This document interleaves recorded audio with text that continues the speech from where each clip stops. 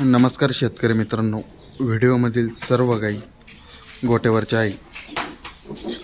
व्हिडिओमधील एक नंबरची गाय, हिची दूध देण्याची कॅपॅसिटी सरासरी 22-24 प्लस असून कडदाताला असून पोटात तिसऱ्या वेताला आहे।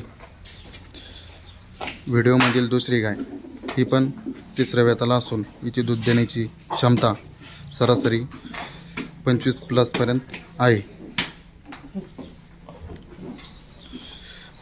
व्हिडिओमधील तिसरी गाय, हिची दूध देण्याची क्षमता सरासरी 22-24 प्लस पर्यंत आहे।